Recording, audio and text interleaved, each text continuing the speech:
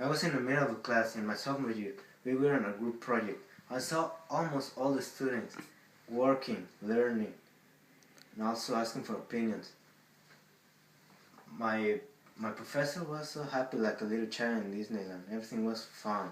They were laughing, joking, and you can even see the good emotions from the draws in every single poster.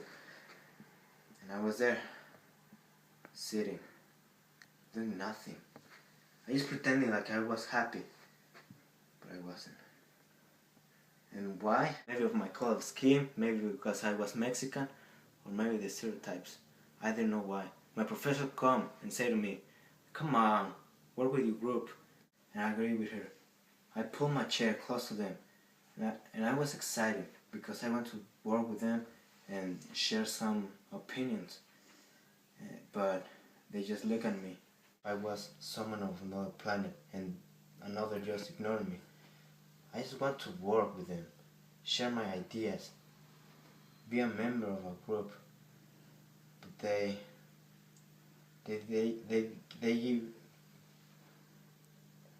didn't give me the chance to do that. And then I say, "Oh hey, guys, how can I help you?"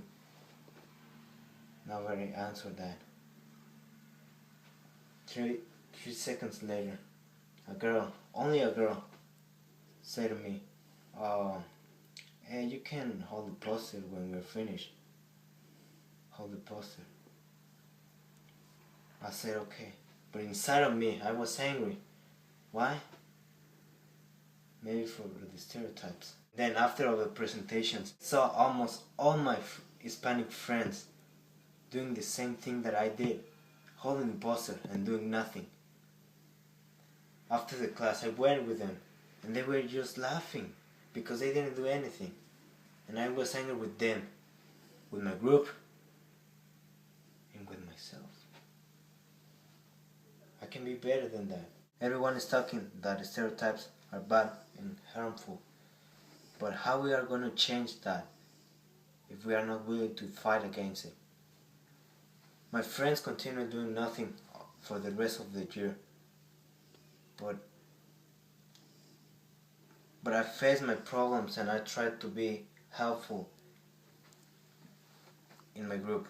But I realize that it's not how hard you try to change if the other person don't change their mind.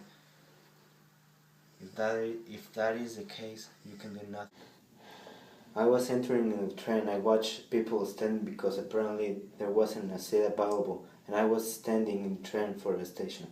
But when I saw a white old woman trying to find a seat, I felt bad because she couldn't find a seat. But I saw that there was three empty seats available around an African American person. He took his backpack to create more space for her. She refused to sit with him. Almost all the passengers saw it, and they didn't say anything about it. They just ignored it. I was thinking, and I say, "Oh, come on, this is real." I was so angry for all this. And then I took the seat that the woman. The African American person was hurt by the judgment of the people. I could see it by looking up at his face. At the last 3 stations, we were watched by some persons in the train because we were not white. The main problem is people judging other people by looking at their skin and their sex, but it doesn't help to recognize their personalities. How we want to end the racism if we ignore all the little acts of racism?